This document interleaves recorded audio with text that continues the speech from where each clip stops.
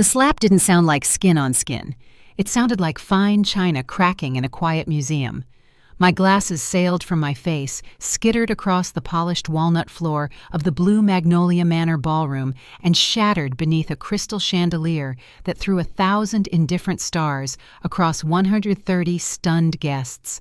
My cheek burned, but the pain in my chest spread like frost. Melanie, my brand-new daughter-in-law in silk, that cost more than my car, lowered her hand with theatrical precision and smiled at me the way a wolf smiles at a fence. "That's what you get for being selfish," she said, voice bright enough to slice. "A woman your age doesn't need that much space. Jason and I need your apartment. We need privacy to start our real life." People looked anywhere but at me. A cousin stared hard at a centerpiece. A groomsman coughed into a napkin. My son Jason studied the gleam of his shoe as if it contained scripture. The quartet stopped on a dissonant chord that vibrated in the rafters, then fell into a silence so complete I could hear the click of my own throat when I swallowed. I crouched, old habit, and gathered the warped frames and glass, the way I've gathered my pride, my patience, and the slivers of respect people drop when they think you're too gentle to bend down and pick them up. The chandelier blades sent spears of light into my eyes, and the room tilted for just a breath. I stood slowly, smoothed the vintage dress Melanie had mocked earlier. "Vintage, how brave," she'd said. I searched for Jason's face. He didn't raise his head. "You're not welcome in our home anymore." Melanie continued, resettling her veil, as if the air itself had misbehaved. "You create drama. You refuse to make sound decisions. Hand over the keys. We'll make sure you're taken care of." I thought of the keys, the little iron leaf that has warmed my palm for decades, and something inside me settled instead of breaking. I nodded to no one turned and walked through rows of staring people who preferred spectacle to spine. The doors opened on mountain air as cool as a blessing. The night smelled like wet stone and magnolia. Crickets insisted on their small music, unafraid of chandeliers or human cruelty. The parking lot lamps painted my old sedan the color of pewter. I slid into the driver's seat and didn't start the engine. My fingers found my phone in that worn leather purse Melanie called Grandma's satchel, and dialed a number I've always kept memorized the way you memorize the location of the fire extinguisher you pray you'll never need. "Walter," I said when he answered on the second ring. "It's Olivia. I need you at Blue Magnolia Manor. Bring the folder, the whole folder." His voice lost its warmth and snapped into the clean lines of his profession. "Are you certain? Because once we do this, Olivia, there's no turning back." "Yes, 30 minutes, please." I ended the call and leaned my forehead against the steering wheel. Beyond the hedges, the party string lights wobbled like captured fireflies. Laughter flared and died. I watched clouds move across the moon with the patience that has been my oldest friend. The left side of my face pulsed to the rhythm of the quartet's aborted waltz. People think I am small. A retired teacher with soil under her nails and a 10-year-old car. A widow with a tidy pension and a knack for stretching a dollar like pie dough. It is a shape I have worn like a cardigan, comfortable, colorless, forgettable. My late husband Charles and I chose it when we realized that money is a kind of megaphone and a kind of magnet, and we wanted to be neither loud nor hunted. He used to say, "Visible wealth draws lightning. Invisible wealth builds a shelter."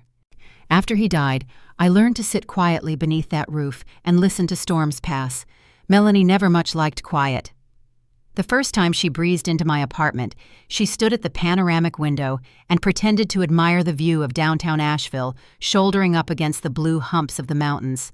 But her eyes flicked not to the skyline, not to the magnolia I've coaxed to bloom and fail and bloom again, but to the crown molding the hardwood floors, the elevator fob. She inhaled the space the way a developer inhales a parcel, measurements instead of memories. "How cozy," she said, and the word lay on the floor between us, still damp with contempt.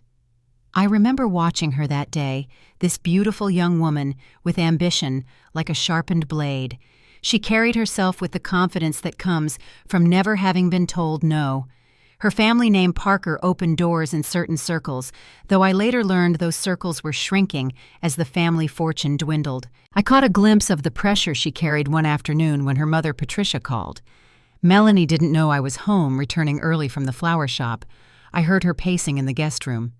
"Mother, I know what you expect," she hissed into her phone. "But Jason isn't on partner track yet. We're managing. No, the wedding budget is non-negotiable. The Parkers do not have modest ceremonies. I don't care what Daddy says about market fluctuations. Find the money somewhere." When she emerged, her smile was fixed back in place. But I saw what lived behind it: hunger, fear, the desperate need to maintain appearances at any cost. In another life, I might have felt compassion, but I was busy watching my son change before my eyes. Jason started using phrases I recognized only from brochures. "Appropriate for your age," he'd say while eyeing my 2-story apartment. "Safety," he'd mention, though I'd never fallen. "Ease of living." Though I still tended my rooftop garden without assistance. Melanie's parents, Gregory and Patricia, arrived one evening with glossy folders and statistics about falls, loneliness, financial exploitation. They tried to make cages smell like lavender. They tried to turn my home into their second chance. When people rehearse a script that makes them feel moral, they begin to speak louder. They forget someone like me has ears and a long, slow memory. I heard Gregory on the phone in my kitchen murmuring about liquidating non-performing assets. I watched Patricia trace my hallway with the tip of a manicured finger and say to Melanie, "2 big closets. This would be perfect for starting out." I said very little. I have had practice at being underestimated. It wasn't always this way with Jason. The boy I raised had a laugh that could fill rooms. He used to stand between me and the world with his shoulders squared, even when those shoulders barely reached my elbow. After Charles died, Jason would call every evening at precisely 7. "Just checking on my best girl," he'd say, and I could hear the smile in his voice. The change happened so gradually, I almost missed it. First, the calls became less frequent. Then they took on an edge of performance, as if he were reading from a script. "How are you feeling today? Any dizziness? Have you taken your pills?" Pills. I didn't need for conditions. I didn't have. I found a business card mistakenly left in my recycling, a guardianship attorney who advertises swift outcomes for concerned families. I said nothing, but I called a friend in real estate for a favor I hated to ask. The numbers she gave me were a lit fuse, Jason and Melanie's rent, 3 months late wedding on credit, 2 cars they couldn't afford, washed weekly, and posted to the internet like trophies. Meanwhile, my son made inquiries about power of attorney and what courts look for when deciding capacity. He didn't choose a predatory daughter-in-law over me. He chose the easy story of a helpless old woman over the complicated truth of his own mother. The magnolias shifted, whispering. I watched my hands still steady, still mine rest on the steering wheel, and thought of the folder Walter would bring. Inside the stitches I'd sewn to keep our complicated truth from unraveling. Records of 3 years of transfers I had made quietly to keep Jason's ship from sinking. Lease guarantees signed without fanfare. A cancellation letter drafted months ago waiting for a date. Medical evaluations stamped by my physician because I know what rumors do when they're fed. An amended will that points away from blood and toward need. The spare key to a version of myself I haven't been in a long time. The woman who can walk into a room and turn on a light, no matter who shouts for darkness. A golf cart rumbled past, the estate manager ferrying a stray bridesmaid to the restrooms. Her toll fluttered like fog. Somewhere a guest laughed too loudly. Somewhere a phone camera stayed open. I pictured Melanie back under those chandeliers, telling anyone who would listen that she'd finally done what good wives do, protect their marriage from the dead weight of a needy mother. I pictured Jason beside her jaw, flexing the way it did when he lied as a child and hated himself for it. It is a strange thing to feel your heart break and harden in the same hour. I pressed my fingers gently to the hot bloom on my cheek. My eyes stung. The first tears I let fall were for the boy I raised. The second were for the woman who had mistaken silence for weakness. The last were not tears at all, but something clearer. Headlights slipped through the hedge, sleek, familiar. Walter parked 3 spaces down and got out with the leather portfolio cradled like a violin. He looked at me through the windshield, measuring what I hadn't said, then came to my door and opened it as if I were stepping into court, or a church, or a battlefield. Last chance to stay small, he said quietly. I took the portfolio. It was heavier than I remembered, the way truth is heavier when you carry it instead of hiding it under your coat. I've been small long enough. Together we walked back toward the ballroom past the manicured magnolias and the little sign that said, "Please no sparklers near the hedges." The violins had started again, a valiant waltz trying to pretend nothing had happened. When we reached the tall doors, Walter paused, and I saw my reflection in the brass hair pinned in the simple twist, Charles' loved eyes, neither young nor old, just awake. The chandeliers burned brighter when I stepped back inside, as though the room itself wanted to see me flayed. Music fluttered to a halt, for the second time that night, the quartet bowing their heads, not out of respect, but out of instinct, animals ducking before a storm. Conversation stuttered, cut short in mid-syllable. The smell of champagne and petits fours thickened in my throat. Walter walked beside me, his leather portfolio under one arm. With his steady gaze and ramrod posture, he carried the gravitas of 4 decades in family law. Tonight, he was my shield against the storm. I let my eyes sweep across the room. Jason finally looked up, his mouth parting as though he wanted to speak, but found no words. Melanie stood at his side, chin tilted, the smudge of victory still on her lips. When she saw Walter, the victory faltered. She knew his type: professional, unshakable, a man who carried paper like weapons. "Mother, what are you doing?" Jason asked, his voice higher than I remembered from childhood. I ignored him. Walter clicked open the portfolio with a sound that cut through the hush. "Ladies and gentlemen," he said evenly, "I apologize for interrupting, but Mrs. Olivia Washington has authorized me to present some urgent matters of record. It will take only a few moments." A ripple of unease slithered through the guests. They leaned forward, drawn to the scent of scandal. I caught sight of Gregory and Patricia Parker at the head table. They stiffened in unison like puppets sharing one string. Walter's hand moved with practiced precision. "First effective immediately, the financial guarantee provided by Mrs. Washington for her son's lease has been revoked. Notice has been filed. The landlord will expect alternate arrangements within 30 days. Gasps punctured the air. Jason blinked confusion, twisting his features. "Financial guarantee," he murmured. Melanie's fingers curled into his sleeve. "She's bluffing," she whispered, but her knuckles were white. "Second," Walter continued, his tone relentless, "all monthly transfers Mrs. Washington has made into her son's accounts averaging $400 or $500 are permanently suspended. This includes credit card payments, vehicle insurance, and assorted living expenses." The murmurs thickened into whispers. A few guests pulled out phones already recording. Patricia Parker's mouth formed a hard line. Her face paled, then flushed red. "That's impossible," Melanie cried, her voice shrill. "She works in a flower shop now. Look at her car. She's been penniless her whole life." I finally spoke. My voice carried across the ballroom, steadier than I expected. "Appearances deceive, Melanie. Charles and I chose modesty. We learned long ago that wealth attracts vultures. So we lived simply and kept our fortune quiet." I paused, watching the words sink in. "Tonight, you and Jason should be grateful for that silence, because for 3 years, it's the only reason you could play at this life of yours." Jason's face twisted, recognition flickering like lightning in his eyes. He knew deep down the late rent that mysteriously vanished. The credit cards brought current. The vacation, he believed, was financed by a tax refund. He had suspected, but suspicion is easy to bury when it benefits you. "Third," Walter said, his final page crisp, "the guaranteed payment for this very celebration has been rescinded.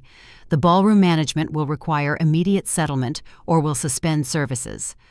All at once, the music, the laughter, the shallow bravado collapsed into silence, so sharp it rang.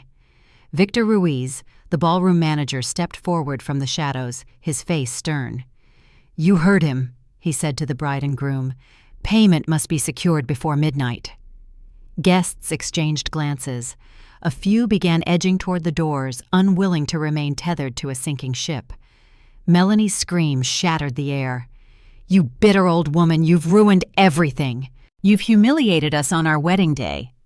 Her mascara streaked down her cheeks. I met her eyes and spoke so everyone could hear. "No, Melanie, I did not ruin your wedding. You did. The moment you slapped me in front of 100 witnesses, the moment you mistook kindness for weakness." The words rolled through the ballroom like a bell tolling. I could see shoulders stiffen, guests shifting, recording, whispering. They would carry this story out into Asheville by morning. Jason stumbled forward, his voice breaking. "Mom, please stop this.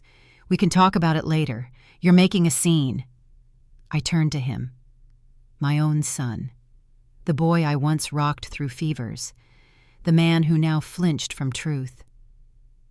"Jason, the scene was made the moment you stood silent while your wife raised her hand against me, the moment you allowed her greed to eclipse your honor." He opened his mouth, but nothing came. Walter closed the portfolio with a decisive snap. "One last matter," he said. "Mrs. Washington has amended her will. All assets once designated for her son are now bequeathed to the Mountain Laurel Trust, a fund dedicated to protecting elders from abuse." The room erupted, gasps, murmurs, even laughter from some corners. Gregory Parker dropped his napkin. Patricia's hand trembled against her pearls. Melanie's legs buckled and she sank into a chair, sobbing. "You can't do this. You can't cut us out. We're your family." I stepped closer, my voice cold as riverstone. Family does not conspire to strip an old woman of her home. Family does not humiliate their own in public. Family does not measure love in square footage and bank accounts. If that is your definition of family, then I am grateful to be without it. The chandeliers blazed down, harsh and merciless, illuminating every crack in their perfect facade. For the first time in years, I felt taller. I turned to Walter. "We're done here." And together we walked out, leaving behind a ballroom heavy with shame, shock, and the crumbling empire of two people who thought they could build their kingdom on my silence. The night air outside was cooler than I expected, sharp, with the scent of pine drifting down from the Blue Ridge. My lungs expanded as though they had been shackled for years and only now could take their first full breath. Behind me, chaos churned the scrape of chairs, the rising hum of frantic voices, Melanie's sobs slicing through the ballroom's gilded doors. Walter placed a steady hand on my elbow. "Mrs. Washington," he said quietly, "there is no undoing this. You've severed every lifeline they thought they had." "I know." My voice carried none of the trembling I felt inside. "But they severed me first." From the corner of the lot, a familiar silhouette emerged. Maya Coleman, my neighbor of 2 decades. She was bundled in her shawl, clutching a small purse, eyes wide with a mixture of shock and pride. "Olivia," she whispered, "I saw everything. They tried to bury you alive in there, but you rose up like a flame." I embraced her, realizing my own hands were still shaking. "Maya, you shouldn't have come." "Nonsense," she replied, her grip fierce despite her 75 years. "I've watched you be quiet for too long. Tonight you remembered who you are." Her words lit something inside me, something I hadn't dared to feel in years. Defiance, yes, but also a dangerous kind of freedom. As we stood there, the ballroom doors slammed open. Jason stumbled out, his tie askew, his eyes wild. He looked like a man standing at the edge of a cliff, searching for a foothold. "Mom," he gasped, "please don't leave like this. We can talk. I didn't know how far she was pushing you, I thought." His words broke, scattered like glass. I studied him under the harsh glow of the parking lamps. The boy I raised was still somewhere inside, but buried beneath years of weakness and greed. "You thought wrong, Jason. You chose her silence over my dignity, and tonight you both learned what that costs." His lips trembled. He glanced back toward the ballroom where Victor Ruiz's stern voice was booming about overdue payment. Guests streamed out, faces tight with gossip and pity. Jason reached for me, but Walter stepped forward, his presence a wall between us. "This isn't the place," Walter said firmly. Jason's hand fell. His shoulders slumped, and for a moment I thought he might crumple right there on the pavement. Then Melanie's shriek echoed from inside. "Jason, get back here! They're demanding the money!"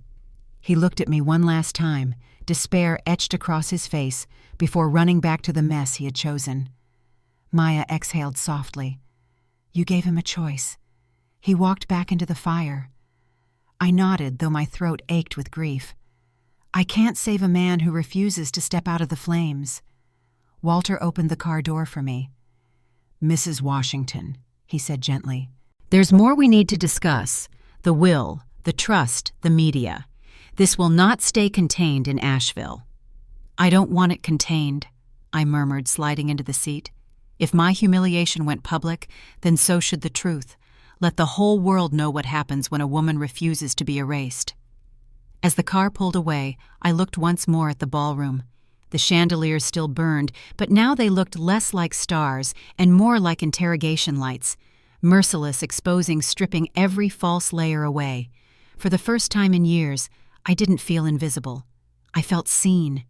The following morning, I awoke to a silence so heavy it felt deliberate, as though the world itself was waiting to see what I would do next. My cheek still throbbed faintly from Melanie's slap, the mark hidden beneath a faint bruise. Yet the greater ache was deeper, a mixture of betrayal and something sharper, almost like rebirth. I brewed a pot of chicory coffee, its bitter richness steadying me, and carried it to the balcony that overlooked the French Broad River. From here, Asheville stretched out in pastel tones, mountains soft in the distance, rooftops touched by dawn. This had been my sanctuary, my fortress of modesty, and now the world knew it was also a vault of secrets. The newspaper arrived with a heavy thud. On the front page, nestled between election coverage and a story about wildfire risks, was a photograph, grainy but unmistakable, of me standing in the ballroom with Walter at my side. The caption read, "Woman exposes family scheme at wedding spectacle." I traced the words with my fingertip. So it had begun. My phone vibrated endlessly. Missed calls, messages, unknown numbers. I ignored them until one name appeared that I couldn't. Jason. I let it ring twice before answering. "Mom," he said, his voice ragged. "They're tearing us apart. Reporters, creditors, everyone's calling. You didn't have to do this." "I had no choice," I replied evenly. "You forced my hand when you stood silent." "You think I wanted that? You think I liked watching her slap you?" His voice cracked. "But I couldn't stop it. Not there. Not with everyone watching. Not there or not ever." My tone was sharper than I intended. "You've been choosing silence for months, Jason. That night was only the crescendo." On the other end, only breathing heavy, ashamed. Finally, "She's pregnant." The words knocked the air from me. Pregnant. A grandchild I hadn't even dreamed of, now tethered to a woman who despised me. "That changes nothing," I said, though my hands trembled on the railing. "If anything, it makes what I did more necessary. That child deserves parents who know the value of truth, not parasites who live off deception." He muttered something too low to catch, then hung up. The dial tone hummed like a dirge.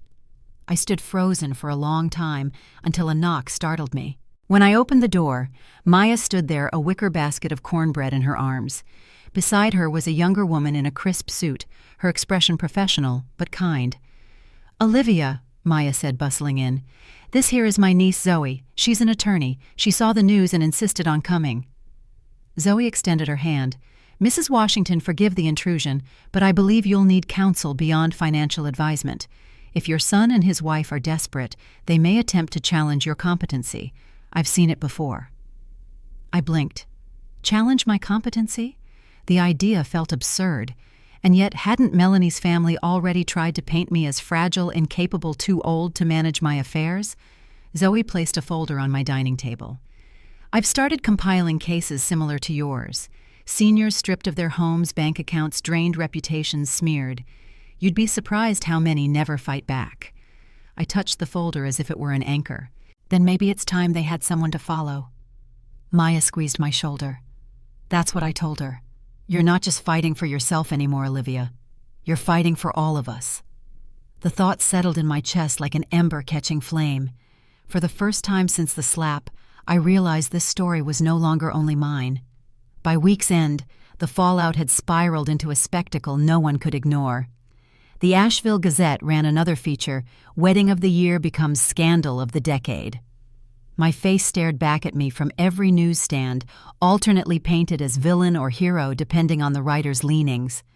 Reporters camped outside my building, their lenses glinting like hungry eyes.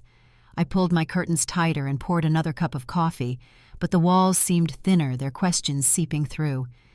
Did she betray her own son? Was the bride justified? Through it all, Walter remained calm. "Olivia," he said one morning as we reviewed documents at my kitchen table, "the best defense is not silence, it's ownership. If you let them write your story, they'll twist it. You need to tell it yourself." The idea chilled me. A public interview my life, my secrets laid bare before strangers. But then I thought of Melanie's triumphant smirk as she declared me obsolete. I thought of Jason's silence of that unborn child whose first legacy was greed and deceit. I nodded. Then let's find the right place to tell it. Meanwhile, Jason's desperation deepened. He appeared at my door one night, disheveled eyes rimmed red. "Mom, we're being evicted." He confessed, his voice small. "The lease you pulled your guarantee. The landlord's giving us 30 days. "You should have thought of that before conspiring against me," I said quietly. He sank into my armchair, the same one he had curled in as a boy during thunderstorms. "She says I should sue you for elder neglect, that we can prove you're losing your mind." A blade between my ribs. "And do you believe her?" His gaze flickered, shameful, uncertain. "I don't know what I believe anymore." I walked to the mantel, picked up a framed photo of him at 8 years old, grinning with 2 missing teeth. I held it toward him. "Do you see this boy? I raised him on honesty. I raised him to protect, not plunder. If you follow her path, Jason, you bury him forever." He stared at the photo, then set it down as though it burned him. Without another word, he left the echo of the door closing louder than any shout. That night I couldn't sleep. The river outside churned dark and restless, and so did I. Their plan wasn't just greed anymore, it was war. And wars were not won by defense alone. The next morning I called Zoe. "File whatever you must. Conservatorship challenges, defamation suits. Prepare for everything. They've declared battle. I intend to finish it." Zoe's voice was steady, resolute. "Then Mrs. Washington will make sure the battlefield is on your terms." I ended the call and moved to my balcony. The mountains stood silent, unmoved by human drama. The magnolia in my rooftop garden had dropped a blossom overnight. I picked it up, its white petals already browning at the edges, and held it to my nose, still sweet, even in death. Charles would have known exactly what to say. He would have wrapped his long fingers around mine and reminded me that truth was never comfortable, but always necessary. In our 40 years together, he had taught me that kindness was not weakness, but strength held in reserve. I wondered what he would think of his son now, of the grandchild on the way. I wondered if somewhere beyond those mountains he was watching, waiting to see if I remembered who I really was. I pressed the magnolia blossom between the pages of my journal and turned to a fresh page. At the top, I wrote 3 words: "I am seen." Dum! The ink had barely dried when the war I'd declared at Blue Magnolia Manor began in earnest. 2 days after my confrontation with Jason, I found myself seated beside Walter and Zoe in my dining room. Morning light spilled through the windows, catching dust motes that swirled like tiny planets. The table had become a war room, covered with legal documents, newspaper clippings, and 3 mugs of coffee gone cold. "They've officially filed," Zoe said, sliding a document toward me. Her voice was steady, but carried an undercurrent of outrage. "Petition for emergency guardianship on grounds of diminished capacity." I stared at the paper, the words swimming before my eyes. Even though Zoe had warned me this was coming, seeing my name listed as the incapacitated person sent a chill through my body that no amount of sunshine could warm. "They're not wasting any time," Walter remarked, his pen tapping against his legal pad. "Filed less than 48 hours after the wedding incident." "Because they're desperate," Zoe replied. "The landlord's eviction notice arrived yesterday. The credit card companies are freezing their accounts. They need control of Mrs. Washington's assets immediately." I traced my finger over Jason's signature at the bottom of the petition. The loops and curves I'd once praised when he was learning cursive in 3rd grade. The same hand that once made me Mother's Day cards with glitter that got everywhere. Now it was the hand signing papers declaring me incompetent. "Tell me what happens next," I said, folding my hands in my lap to stop them from trembling. Zoe straightened, her professional demeanor taking over. "The court will schedule a hearing within 14 days. They've requested an expedited process citing urgent financial concerns. They've also filed for a temporary restraining order to prevent you from making any financial changes or decisions until after the hearing. Walter snorted. Too late for that. What about the pregnancy? I asked. The words still felt strange in my mouth. A grandchild I might never know. Zoe's expression softened slightly. They've included it in their filing, suggesting that your actions are depriving your future grandchild of financial security. It's an emotional appeal designed to paint you as cold and uncaring. I looked out the window at the mountains standing sentinel in the distance. They had watched generations of human drama play out beneath them and remained unmoved. I wished for their patience. So they want to declare me incompetent, take control of my finances, and likely move me to some facility while they take over my home, I summarized. All within 2 weeks. That's their plan, Walter confirmed, but they're underestimating you. Again. The doorbell rang, startling us all. Maya stood on my threshold, clutching a USB drive like it contained state secrets. You need to see this, she said, bustling past me without waiting for an invitation. Mrs. Hanratty in 3B was at Riverside Cafe yesterday. She recorded something on her phone. We gathered around my laptop as Maya inserted the drive. The video was shaky at first, clearly taken surreptitiously, but the audio was crystal clear. Melanie sat at an outdoor table, her designer sunglasses perched on top of her head. Across from her was a man I didn't recognize, mid-40s, expensive suit, the confident posture of someone used to getting his way. The psychiatric evaluation is scheduled for Monday, the man was saying, his voice low but distinct. Dr. Levinson owes me a favor. He'll provide the assessment we need. Melanie leaned forward. And that will be enough. She seemed so together at the wedding. People saw. The man waved dismissively. Momentary lucidity is common in dementia patients. We'll establish a pattern of confusion, poor decision-making paranoia. The financial transfers to Jason will be presented as manipulation on his part, taking advantage of her condition. But there are records going back 3 years, Melanie objected, which supports our case. Progressive decline. The outburst at the wedding was the final break, public humiliation of family members, irrational accusations, emotional volatility. He smiled all teeth and no warmth. Trust me, Melanie. I've handled dozens of these cases. Once we have guardianship, the property transfers will be simple. We can have her placed in Pinewood Meadows. It's basic, but adequate. Medicaid will cover most costs. And the apartment the investments. As her guardian, Jason will have full discretion. For the good of his mother, of course. The man reached across and patted Melanie's hand. And for your growing family. The video ended. The room fell silent except for the distant sound of traffic below. That's Eric Collins, Zoe said finally. Guardianship attorney. Has quite a reputation for helping families manage difficult elders. She nearly spat the words. He's the one whose card I found in my recycling, I said, the pieces clicking into place. Mrs. Hanratty says they met for almost an hour, Maya added. She recorded as much as she could before her phone battery died.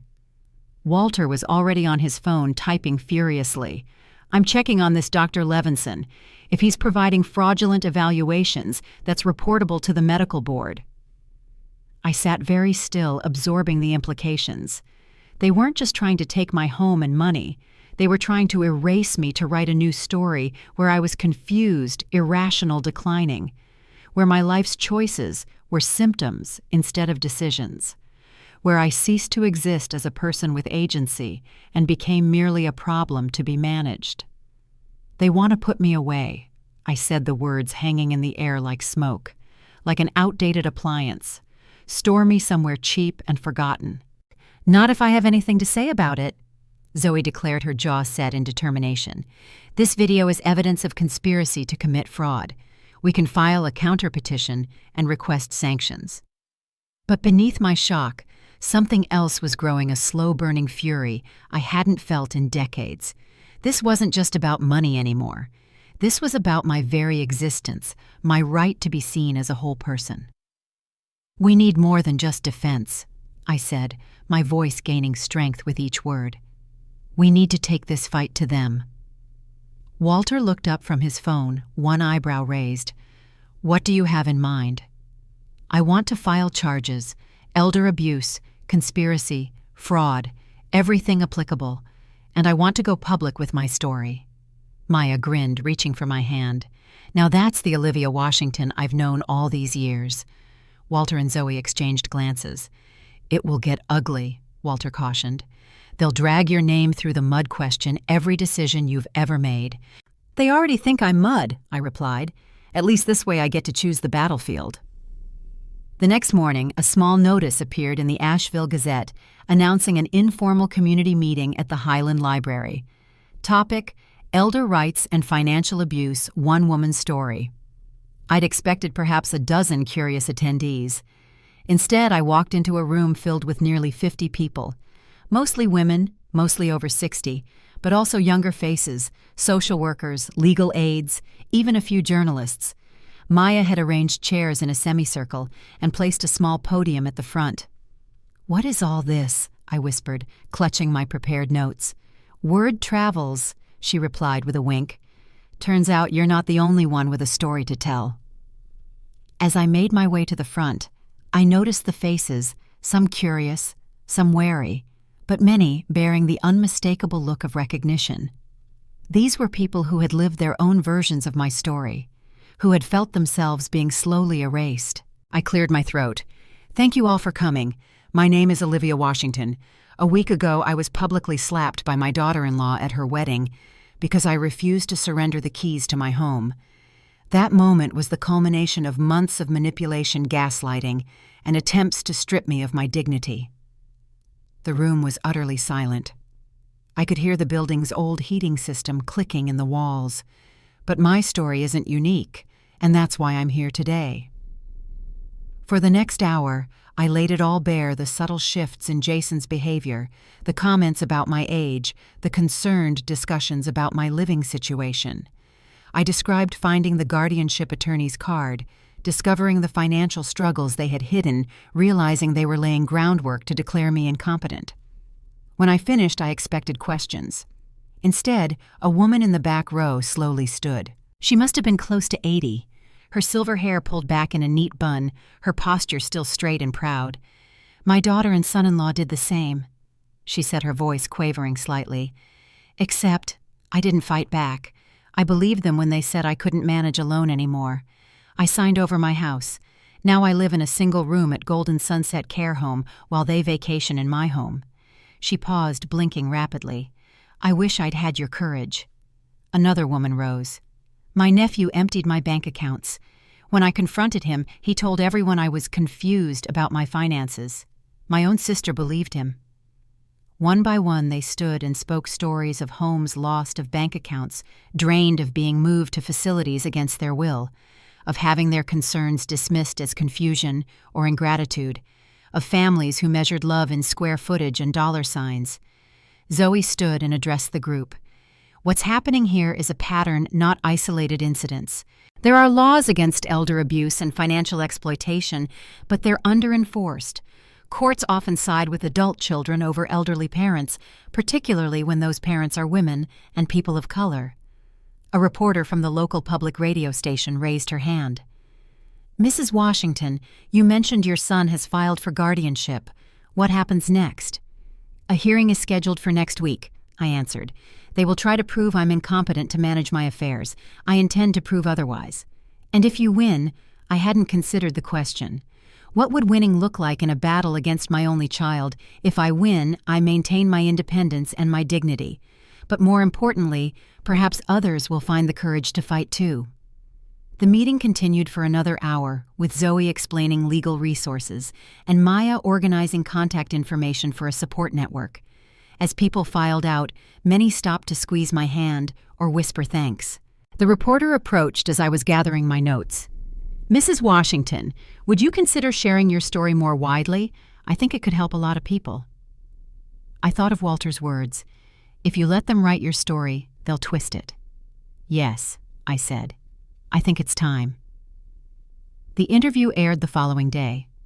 By evening, my phone wouldn't stop ringing. Messages poured in from other elders facing similar battles, from advocates, from strangers offering support. Walter called to say 3 more attorneys had volunteered to join our legal team pro bono. "You've struck a nerve," he said. "This is becoming bigger than just your case." I should have felt empowered. Instead, exhaustion settled over me like a heavy blanket. I hadn't slept properly since the wedding. Every time I closed my eyes, I saw Jason's face, not as the man who betrayed me, but as the little boy who once climbed into my bed during thunderstorms. The doorbell rang just after 9. I wasn't expecting anyone, and for a moment fear flickered through me. What if it was Melanie or Eric Collins or some other threat? I peered through the peephole and my heart stalled. Jason stood in the hallway alone, shoulders slumped, hands thrust deep in his pockets. For a long moment I considered not answering. Zoe had advised against any contact without her present. But something in his posture, the defeat written in every line of his body, made my hand turn the lock. "What are you doing here?" I asked, keeping the door half closed between us. He looked up, and I was struck by how much he'd aged in just a week. His eyes were rimmed with red, his cheeks hollow. "I heard your interview," he said, his voice rough. "You told everyone." I told the truth. He nodded, accepting this. "Can I come in, just to talk? No lawyers, no Melanie, just us." Every instinct screamed caution, but this was Jason, my son, my only child. I stepped back, allowing him to enter. He walked to the living room windows, staring out at the city lights. It was a view he'd grown up with, the backdrop to countless homework sessions and family dinners. "They're going to foreclose on the condo," he said finally. "We missed too many payments, and now the bank knows about the wedding fiasco. They're accelerating the loan." I said nothing. His financial problems were no longer my responsibility. Melanie's parents cut her off too, said they couldn't keep bailing us out. He laughed, a hollow sound. "Turns out they're as broke as we are, all smoke and mirrors." "Why are you here, Jason?" I asked. "To make me feel guilty, to ask for more money." He turned, and in the dim light I could see tears tracking down his face. "I'm here because I don't know who I am anymore," he whispered. "When did I become this person? When did I start believing that taking from you was justified, that treating you like you're incompetent was okay?" He swiped roughly at his eyes. "I keep thinking about Dad. What would he say if he could see me now?" The mention of Charles pierced me. "He would be heartbroken," I said honestly. Jason nodded, accepting this truth like a physical blow. "I knew about the money," he confessed. "The transfers each month. I told myself it was your way of helping, that you wanted to do it. But really, I was just too ashamed to acknowledge how badly I'd failed." He moved to the mantel, picking up the photograph I'd shown him days before 8-year-old Jason, with his gap-toothed smile. "I keep thinking about what you said, about burying this boy." His fingers trembled against the glass. "I think I started burying him long before Melanie came along." Something in my chest ached, a mother's instinct to comfort warring with the rational knowledge that this man had tried to have me declared incompetent. "The guardianship petition," I said. "The conspiracy with Eric Collins, the plan to put me in Pinewood Meadows. Was that all Melanie's idea?" His head snapped up. "What are you talking about? What plan? Either he was an excellent actor, or he genuinely didn't know." I crossed to my laptop and played Maya's video. As Melanie's voice filled the room, Jason's face drained of color. He sank onto the sofa, his body seeming to collapse in on itself as he listened to his wife and Eric Collins plotting my institutionalization. When it ended, he sat in stunned silence. "I didn't know," he finally whispered. "I swear to you, Mom, I didn't know about Pinewood or Dr. Levinson. She told me the guardianship was just to protect you from financial predators, that you'd still live here, that I'd just help manage the complicated stuff." His voice broke. "Oh God, what have I done?" The raw anguish in his voice reached something primal in me, the mother who had held this man when he was small enough to fit in my arms. For a moment I wanted nothing more than to cross the room and comfort him as I had done 1,000 times before. But this wasn't a skinned knee or a bad dream. This was betrayal on a scale I couldn't simply kiss away. "Did you know she's not really pregnant?" I asked the question that had been gnawing at me. Jason looked up, confusion clouding his features. "What? Of course she is. She showed me the test. We've been trying for months." I considered telling him about Melanie's conversation with Eric. No mention of pregnancy, detailed plans for my institutionalization that Jason supposedly knew nothing about. But the devastation on his face stopped me. There was only so much a person could process at once. "The hearing is in 4 days," I said instead. "I won't withdraw my counterpetition. I won't drop the charges." "I know." He set the photograph back on the mantel with careful precision. "I wouldn't expect you to." He moved toward the door, then paused. "For what it's worth, I'm sorry. Not just for the guardianship thing. For everything. For standing there while she hit you. For forgetting who you are. For forgetting who I'm supposed to be." The words hung between us, insufficient, yet necessary. "It's worth something," I acknowledged, "but not everything." After he left, I sat in the darkness, listening to the familiar sounds of my home, the hum of the refrigerator, the tick of the grandfather clock Charles had restored decades ago, the distant rumble of traffic 16 floors below. Tomorrow there would be more meetings with lawyers, more preparations for battle. But tonight, I allowed myself to grieve for what was broken beyond repair. The morning of the hearing dawned clear and cold. I dressed with deliberate care, a navy suit I'd worn to faculty meetings during my teaching days, a strand of pearls Charles had given me on our 30th anniversary, sensible shoes that wouldn't betray any hint of unsteadiness. I applied makeup to cover the last faint traces of Melanie's slap, now yellowed to a ghost of its former self. Maya arrived at 8, bearing a thermos of strong coffee and stronger determination. Zoe and Walter met us in the lobby, flanked by 2 additional attorneys who had joined our cause. Together, we walked the 6 blocks to the county courthouse, a procession that grew as supporters from the Highland Library meeting joined along the way. By the time we reached the courthouse steps, we were nearly 30 strong, most of them women with silver hair and steel in their spines. Reporters clustered at the entrance, cameras flashing. "Remember," Walter murmured as we approached, "they'll try to provoke an emotional response. Stay calm, speak clearly, and look directly at Judge Ellery when you answer questions." Inside the courtroom was already crowded. I spotted Jason immediately sitting beside Eric Collins at the petitioner's table. Melanie sat directly behind them, her face a careful mask of concern. She'd dressed the part of the devoted daughter-in-law, her typically flashy style muted to conservative beige. I searched for any sign of a pregnancy, but saw none. Her tailored skirt suit revealed the same slim figure as always. Perhaps it was still too early to show, or perhaps it was another manipulation. Judge Ellery entered a sharp-eyed woman in her 60s with close-cropped silver hair and reading glasses perched on her nose. She surveyed the packed courtroom with a raised eyebrow. "Quite the turnout for a guardianship hearing," she remarked. "Let's proceed." Eric Collins rose first, his voice oozing concern. "Your Honor, we're here today seeking emergency guardianship for Olivia Washington, who has demonstrated increasingly erratic behavior and financial decisions inconsistent with her best interests. Her actions at her son's wedding, publicly humiliating the couple and making irrational financial declarations, represent the culmination of a pattern of decline." He presented affidavits from wedding guests describing my outburst. He introduced a psychiatrist, Dr. Levinson, I presumed, who spoke of common patterns of cognitive decline without having ever met me. He displayed bank records of my transfers to Jason as evidence of my being taken advantage of. Throughout his presentation, I kept my expression neutral, my hands folded calmly in my lap. I noticed Judge Ellery watching me as often as she watched Collins. When it was our turn, Zoe stood with quiet confidence. "Your Honor, what you've heard is not a case for guardianship, but a calculated attempt at financial exploitation."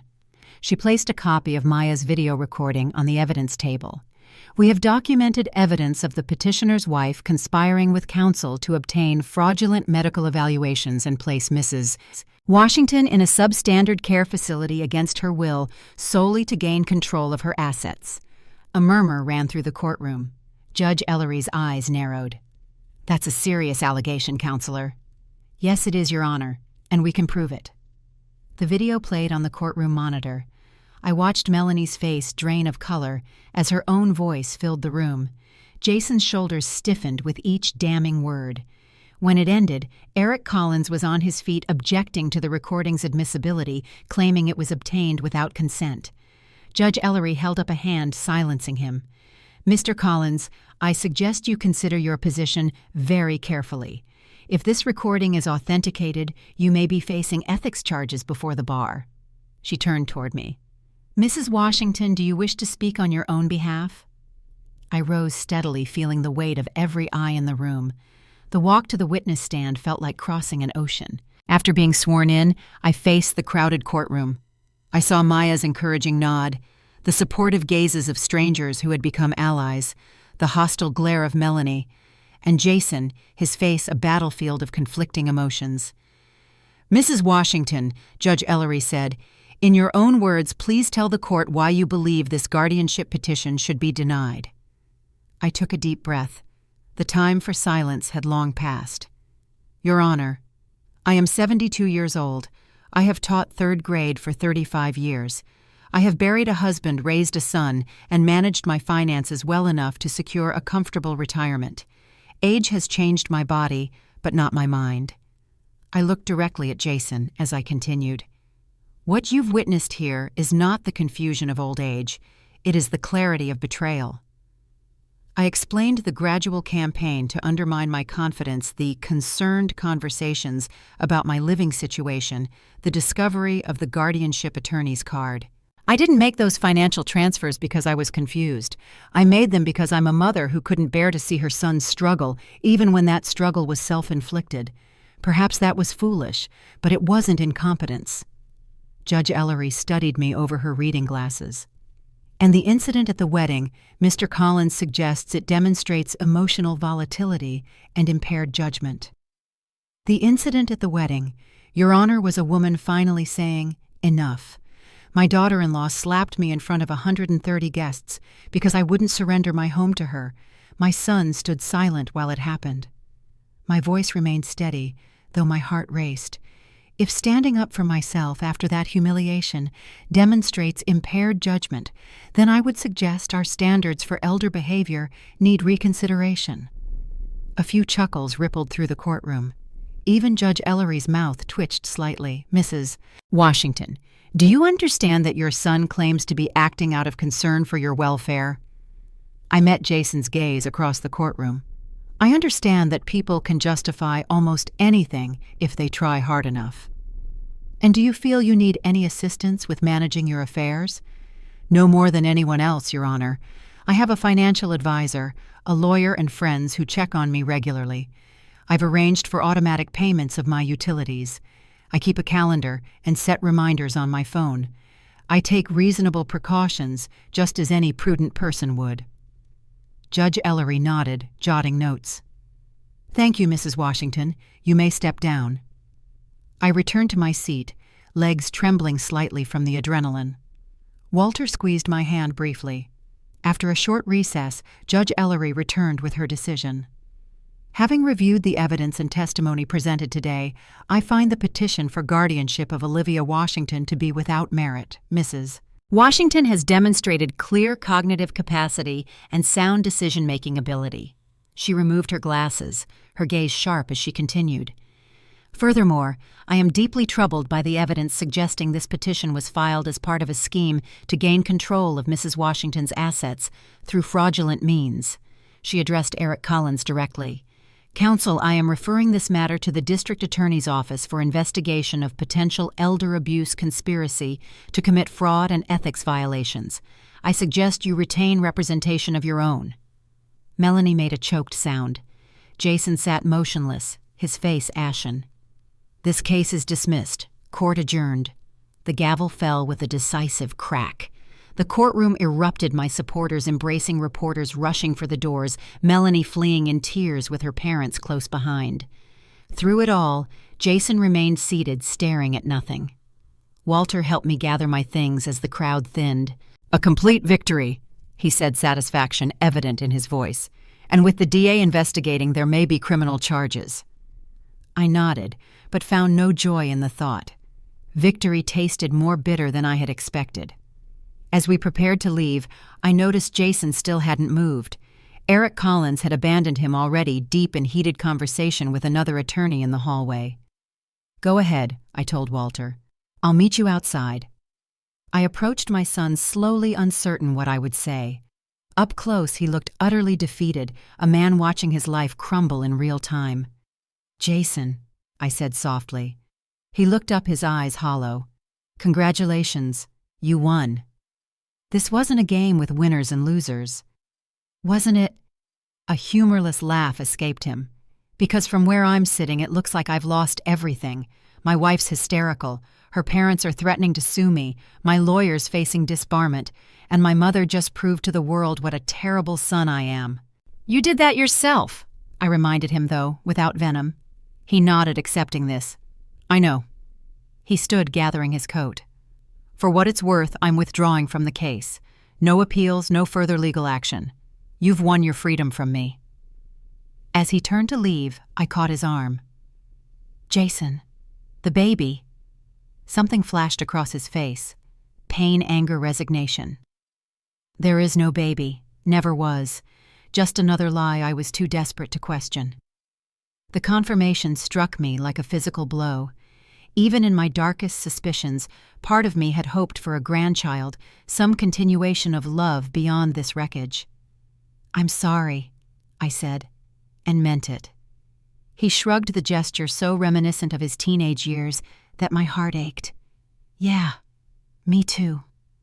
I watched him walk away, shoulders bowed under the weight of consequences too heavy to ignore. Not the boy I raised, but not quite the man who had betrayed me either. Something in between, broken, flawed, but perhaps not beyond redemption. Outside, the afternoon sun bathed the courthouse steps in golden light. My supporters had gathered along with reporters eager for comments. Maya stood at the center, already recounting the judge's decision to latecomers. Zoe was speaking with a television crew, her words clear and passionate about elder rights. Walter appeared at my side. "Ready for your moment in the spotlight." I looked out at the crowd, at the faces of women who had found their voice in my story, at journalists who would carry that story beyond Asheville, at the ripples of change already spreading from this single act of standing firm. "Yes," I said, straightening my shoulders. "I think I am." As I descended the courthouse steps, a reporter called out, "Mrs. Washington, what would you say to other seniors facing similar situations?" I paused, considering the question. The answer came from somewhere deep inside, from the woman I had always been beneath the cardigan of compliance. I would say that age may change our bodies, but it need not diminish our worth. I would say that silence in the face of injustice serves no one. And I would say that it is never, never too late to reclaim your voice. Cameras flashed. Recorders captured my words. And for the first time since that slap had sent my glasses skittering across the ballroom floor, I felt not just seen, but truly heard. The weeks following the courtroom victory passed in a blur of activity. My quiet life as a retired teacher transformed into something I never could have imagined. The local news coverage of my case spread beyond Asheville, picked up by national outlets always hungry for stories of David versus Goliath. My phone rang constantly with interview requests, messages of support, and heartbreaking accounts from others facing similar battles. "You've become a reluctant icon," Walter observed one morning as we sorted through the day's correspondence at my dining table. I looked up from a letter sent by an 85-year-old woman in Ohio whose children had sold her home while she was recovering from surgery. Her handwriting was shaky, but determined, each word pressed deeply into the paper as if to ensure it wouldn't be overlooked. "Not reluctant," I corrected him. "Just unexpected." Walter smiled, the corners of his eyes crinkling. "Charles would be proud, you know.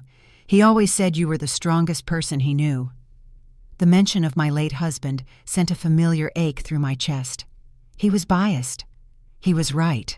I returned to the letter, tracing the woman's signature with my fingertip. Margaret Jenkins, Columbus, Ohio. Another name on a growing list of elders who had reached out, each one carrying a story of dignity, denied of autonomy, threatened of the painful revelation that family ties could become restraints. 2 months after the hearing, Zoe suggested we formalize what had organically begun. The Highland Library meetings had outgrown their space, with sometimes 100 people crowding in to share experiences and resources. My dining room had become a makeshift office where Maya and I answered letters and coordinated support efforts. "It's time to establish a proper foundation," Zoe said. "The Washington Dignity and Justice Fund. We can apply for nonprofit status, accept donations, provide legal assistance to those who can't afford it." The idea both thrilled and terrified me. "I'm not a lawyer or a social worker.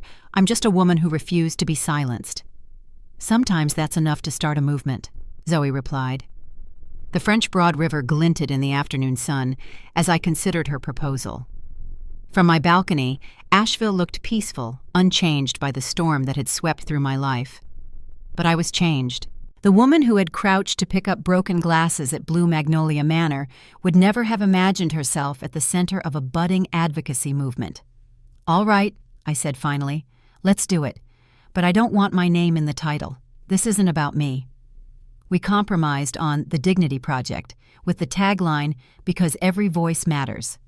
Within weeks, we had secured a small storefront downtown, furnished it with donated office equipment, and assembled a board of directors that included Walter, Zoe, Maya, and 3 other community members who had experienced elder abuse. The work consumed me, filling the void left by Jason's absence. I hadn't spoken to him since the courthouse, though I occasionally saw his name in the local paper. He'd left the marketing firm and taken a teaching position at the community college. Melanie had returned to Atlanta after filing for divorce. The district attorney was still investigating Eric Collins and Dr. Levinson for conspiracy and fraud. I told myself I didn't miss Jason, that the separation was necessary healing. But some nights I would wake from dreams where he was still small enough to carry his head heavy on my shoulder, his breath warm against my neck. On those nights I would sit on my balcony until dawn, watching the city lights blink like earthbound stars, wondering if somewhere in those lights my son was also awake, also remembering. 6 months after the founding of the Dignity Project, we held our first major fundraiser. The event took place at Riverside Gallery, a converted textile mill with soaring ceilings and walls of windows overlooking the water. Local businesses had donated food and wine. A string quartet played in the corner. Nearly 200 people filled the space, many of them survivors of elder abuse who had found community through our work. I stood near the entrance, greeting guests alongside Walter and Zoe.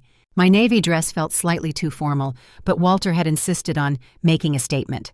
My hair, more silver than black now, was twisted into an elegant knot that Maya had helped style. "Mrs. Washington." I turned to find a young woman in her 20s clutching a leather portfolio. She had Walter's eyes and Charles's way of standing slightly forward on her toes, as if eager to meet whatever came next. "I'm Lucy Rodriguez," she said, extending her hand. "Walter's daughter.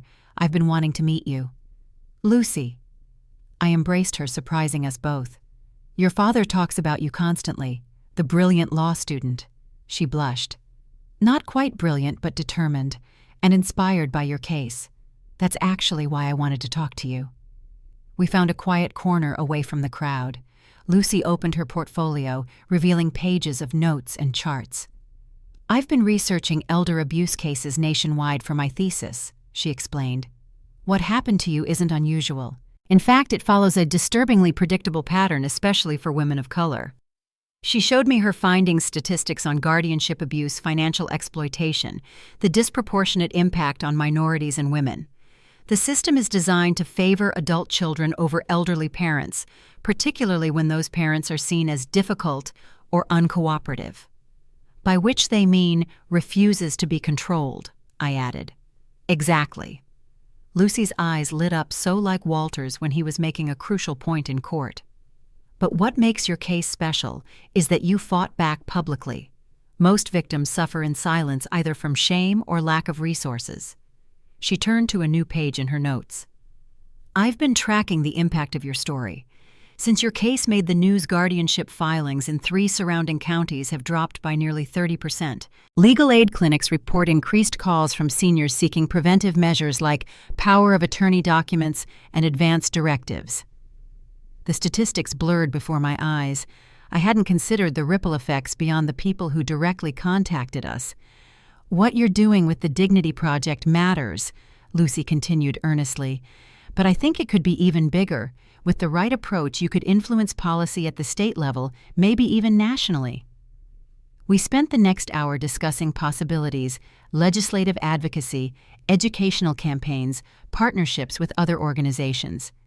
By the time we rejoined the party, my mind was racing with new ideas and possibilities.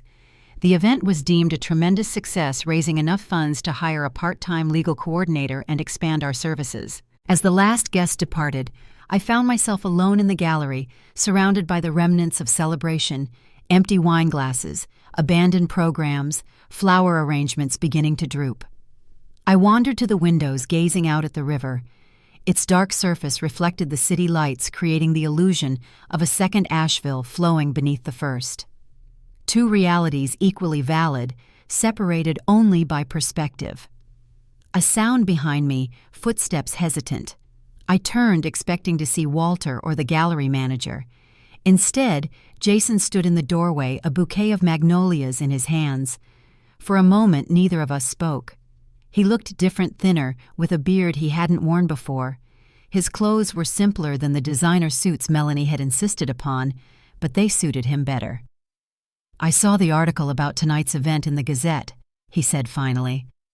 "I'm not sure what I wanted. To see you, I guess." I nodded, not trusting my voice. He crossed the room slowly, as if expecting me to send him away. "These are for you, from my garden. I've started growing things. Turns out I might have inherited your green thumb after all." I accepted the flowers, their fragrance releasing memories of mornings on my rooftop garden, Jason as a child, helping me plant bulbs, his small hands patting soil with solemn concentration. "Thank you," I managed. "They're beautiful." He gestured to the event space. "All of this, it's amazing. What you've created." "It wasn't just me. Many people helped make it happen. But it started with you, with your courage." He paused, his gaze steady for the first time. "I've been following your work, reading about the people you've helped." The magnolias trembled slightly in my hands. I set them on a nearby table before they could betray my emotion. "How are you, Jason?" A simple question, but it seemed to catch him off guard. He blinked rapidly, looking away toward the river. "I'm better, I think. Teaching has been good for me, working with students who actually want to learn, not just clients who want to consume." He offered a small smile. "My apartment is tiny, but it's mine. Paid for with my salary, not credit cards or your money." "And Melanie?" His expression tightened briefly. "The divorce was finalized last month. She's back with her parents in Atlanta. Last I heard, she's dating a real estate developer." I nodded, unsurprised. Melanie had always been drawn to the appearance of success. "I'm sorry things ended that way," I said, and meant it. Despite everything, I had never wished for my son's heart to break. "I'm not anymore." He ran a hand through his hair, a gesture so familiar it ached. It took losing everything to realize what I'd become, who I'd allowed myself to become. We stood in silence for a moment, the weight of unspoken words filling the space between us. "I don't expect forgiveness," he said finally. "I wouldn't in your position, but I wanted you to know that I'm trying to make amends in whatever ways I can." "Amends," he nodded. "I've been volunteering at Riverside Senior Center, teaching a computer literacy class, and I've been speaking to Zoe's law students about my role in what happened to you, as a case study in elder abuse from the perpetrator's perspective." The thought of Jason speaking publicly about his actions, laying bare his mistakes, his shame struck me deeply. It was not the easy path of avoidance I had expected him to take. "That must be difficult," I said softly. "It is, but necessary." He met my gaze directly. "You taught me that long before any of this happened. That owning our mistakes is the only way to move beyond them." Outside, the wind picked up, sending ripples across the river's surface. The reflected lights shimmered and distorted, then slowly reformed. "I should go," Jason said. "I just wanted to congratulate you on tonight. And to see you one time before." "Before what?" He shrugged, the gesture both casual and final. before accepting that some bridges can't be rebuilt. He turned to leave his steps echoing in the empty gallery. Something inside me cracked open, not the hard shell of anger I had cultivated, but something deeper and more essential. The love that had existed before betrayal that perhaps existed still beneath the layers of hurt. "Jason." He paused, not turning. "The project is hosting a workshop next month. Healing family fractures after financial abuse. We need speakers from all perspectives." Now he did turn hope and disbelief warring on his face. "You'd want me there." "I think your story might help others understand, both victims and those who—" I searched for the right word. "Those who failed them," he finished quietly. I nodded. "Yes. I'll be there," he promised. "Whatever you need me to say, I'll say it. The truth will be enough." After he left, I remained by the window watching the river flow beneath the city lights. Forgiveness, I realized, was not a destination, but a direction, a path chosen daily, with every step either moving toward or away from the possibility of reconciliation. 1 year to the day after Melanie's slap had sent my glasses skittering across the ballroom floor, I stood at a podium in the Asheville Civic Center, facing an audience of nearly 500 people. The event, Elder Rights and Dignity, a Community Conversation, had drawn attendees from across the Southeast, including legislators, advocacy groups, and media. My hands trembled slightly as I adjusted the microphone. Public speaking had never been my strength, even during my teaching years. But the Dignity Project had pushed me far beyond my comfort zone in countless ways. 1 year ago today, I began my voice steadier than I felt. I experienced what too many elders face in silence, the humiliation of being treated as less than fully human because of my age. My daughter-in-law slapped me at her wedding reception and demanded the keys to my home. My son stood silent as it happened. The audience was utterly still, hanging on each word.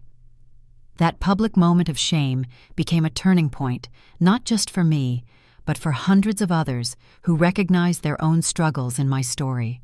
What began as one woman's refusal to be erased has grown into a movement for dignity and justice. I detailed the work of the past year, legal assistance provided to over 200 senior support groups established in 12 communities, educational workshops for families and professionals, advocacy that had already resulted in 2 county-level policy changes regarding guardianship proceedings. But numbers tell only part of the story, I continued. The true measure of our impact lies in the restored dignity of each individual who finds their voice, who stands firm in their right to autonomy and respect. I introduced several speakers, a retired judge who spoke about necessary reforms in guardianship law, a geriatric social worker who addressed the psychological impact of financial exploitation, Lucy Rodriguez presenting her research on racial and gender disparities in elder abuse cases. Then came the moment I both anticipated and dreaded. Our next speaker offers a perspective we rarely hear in these discussions, I said. The journey of someone who participated in elder abuse, who has faced the consequences of those actions, and who now works to make amends. My son, Jason Washington. A murmur rippled through the audience as Jason approached the podium. He wore a simple button-down shirt and khakis. His beard neatly trimmed, his eyes clear but nervous. I stepped aside, giving him the space that had defined our relationship for the past year, close enough to see each other clearly, but with boundaries firmly maintained. "Thank you," he said, his voice slightly hoarse. "I stand before you today not as a victim or an advocate, but as someone who betrayed the most fundamental trust that between a son and his mother." He spoke without notes, his words clearly long rehearsed in the privacy of his conscience. He described how financial insecurity and a desperate desire to maintain appearances had led him to rationalize increasingly unethical behavior, how he had convinced himself that controlling his mother's assets was for her own protection, how he had stood silent in the face of abuse because confronting it meant confronting his own complicity. "I lost everything," he said. "My marriage, my career, my self-respect. Most painfully, I lost my relationship with my mother, a wound entirely of my own making." He looked at me briefly, then back to the audience. But my losses are nothing compared to what I nearly took from her: her home, her independence, her dignity as a fully capable human being. The silence in the room was complete, heavy with collective recognition. How many in that audience saw reflections of their own family dynamics, their own unspoken justifications? "If there's one thing I've learned," Jason continued, "it's that age is not an invitation to control. Concern is not an excuse for dominance, and love, real love, manifests as respect, not restriction." When he finished, the applause was subdued but genuine, not celebration, but acknowledgement of a difficult truth spoken aloud. The symposium continued into the afternoon with panel discussions and workshops. By the time it concluded, we had gathered commitments from 2 state legislators to introduce stronger elder protection laws in the next session. As the crowd dispersed, I found myself surrounded by the inner circle of the Dignity Project: Walter, Maya, Zoe, Lucy, and several others who had become like family over the past year.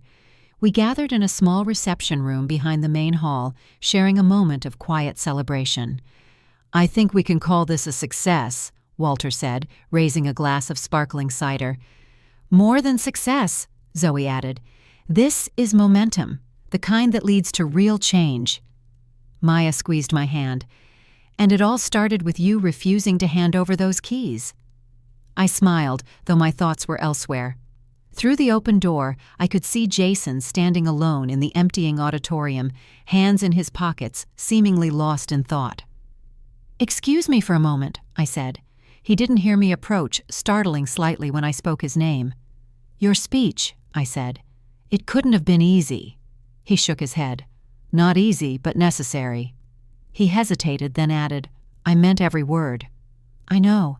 We stood side by side, looking out over the rows of empty chairs. The distance between us felt both vast and diminished. "I've been thinking about Charles lately," I said, "about what he would make of all this." Jason smiled faintly. "He'd say you finally stopped letting people take advantage of your kindness." "Perhaps."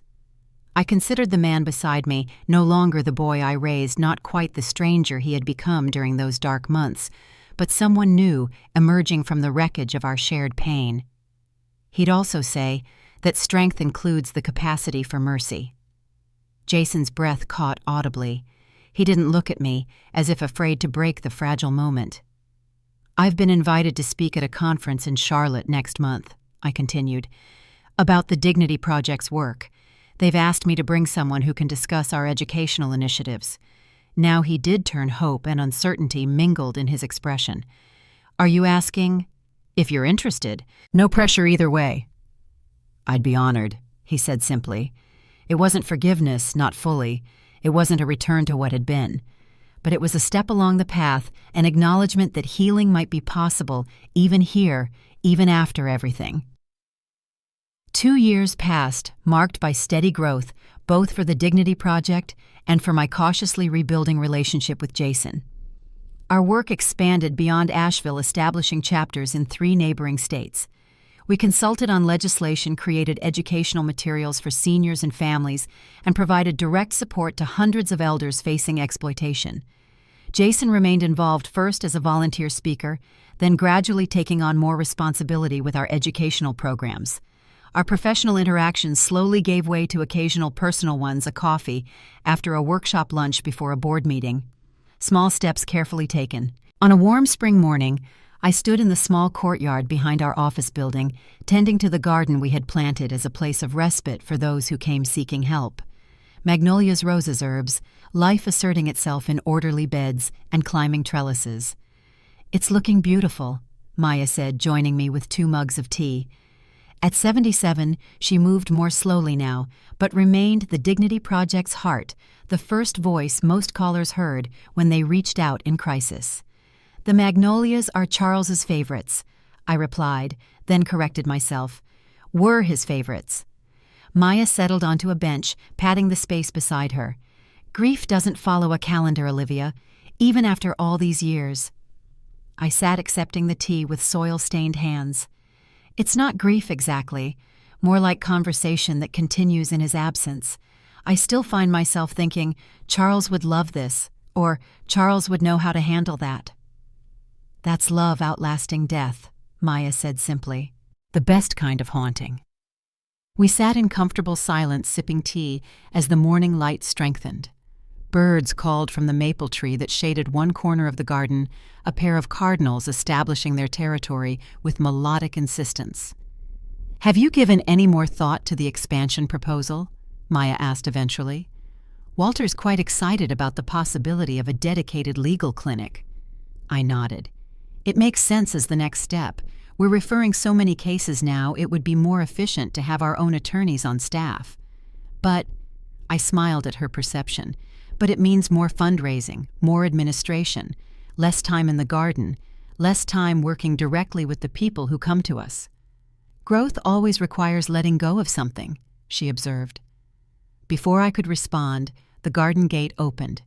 Jason appeared carrying a cardboard box that he set carefully on the ground before approaching. "Morning," he greeted us. "Sorry to interrupt, but there's something I wanted to show you both." From the box, he lifted a stone plaque about 18 inches square. Carved into its surface were the words, "The Dignity Garden, dedicated to those who refuse to be diminished, established 2023. Below the text was a simple image of a magnolia blossom. "For the entrance," he explained. "I thought, well, the garden deserves a proper name, something that connects it to the work we do." I touched the carved letters, feeling the depth of the inscription beneath my fingertips. "It's perfect. Thank you." Maya excused herself with a knowing smile, leaving us alone among the spring blooms. Jason set the plaque against the bench and looked around the garden with appreciation. "Remember that tiny patch behind our house on Maple Street?" he asked. "The one you called a garden even though it was barely bigger than a postage stamp. 6 tomato plants, basil, and your sunflowers," I recalled. "Those sunflowers grew taller than you were. I thought they were magic, the way they turned to follow the sun." The memory hung between us, sweet and uncomplicated, a glimpse of the relationship we had once had, might have again in some new form. "I have something else to show you," Jason said, reaching into his pocket. He withdrew an envelope and handed it to me. I wasn't sure when the right time would be, but today feels right. Inside was a check, a substantial one, made out to the Dignity Project. "Jason, this is too much. You can't afford—" "I can," he interrupted gently. "I've been saving, teaching extra classes, living simply. It's important to me that I contribute meaningfully, not just with time, but with resources." I understood then what this was: not charity, not obligation, but restitution freely given. Another step in his journey of amends. "The board will be grateful," I said. "This will help fund the legal clinic Walter's been advocating for." "Good. That's good." He hesitated, then added, "There's something else I wanted to discuss with you, a personal matter." I waited, sensing his nervousness. "I've met someone," he said finally. "Her name is Diane. She teaches literature at the college. We've been seeing each other for about 6 months." "That's wonderful, Jason." And it was the thought of him finding companionship after the disaster with Melanie. "She'd like to meet you," he continued, "if you're comfortable with that. No pressure, of course. I understand if it's too much." The request caught me off guard. This wasn't a professional colleague he was introducing, but someone personal, someone significant. A crossing of the boundaries we had carefully maintained. "I'd like that," I said, surprising myself with how true it felt. "Perhaps dinner at my place next week." The smile that spread across his face was worth any lingering hesitation. "She'd love that. Thank you." As he left to install the plaque at the garden entrance, I remained on the bench contemplating this new development. My son was rebuilding his life, finding happiness again. He wanted me to be part of that life, to know the woman who mattered to him. It was not forgiveness complete that remained a daily choice, a path walked rather than a destination reached, but it was healing, the slow knitting together of what had been savagely torn. That evening I stood on my balcony as dusk settled over Asheville. The mountains faded to purple silhouettes against the darkening sky. Lights winked on across the city, each one representing a life being lived, a story unfolding behind walls and windows. Somewhere among those lights, Jason was perhaps telling Diane about dinner next week. Somewhere Walter was reviewing legal strategies for our newest cases. Somewhere Maya was calling a frightened elder who had just reached out for help. And here in the home I had refused to surrender, I watched night claim the city and felt gratitude rise like a tide, not for the pain, never for that, but for the strength it had revealed, the purpose it had birthed, the community it had created. The slap that was meant to diminish me had instead become the catalyst for a life more meaningful than I could have imagined. The silence I had worn like a cardigan had given way to a voice that carried beyond these mountains, touching lives I would never meet. Charles had been right all those years ago. Invisible wealth builds a shelter. But the richest shelter of all I had learned was a life lived with purpose and dignity intact. As the stars appeared above the mountains, I whispered a truth that had taken 72 years and one public humiliation to fully understand. I am seen, I am heard, and that makes all the difference. The mountains have always been my witness, solid, patient, enduring. Now, as I stood on my balcony watching darkness settle over Asheville, I realized I had become something of a mountain myself, weathered by storms, yes, but still standing, still blooming. The magnolias in my garden would testify to that truth every spring long after I was gone. "You were right, Charles," I whispered to the evening star. "Invisible wealth builds a shelter, but finding your voice that builds a legacy."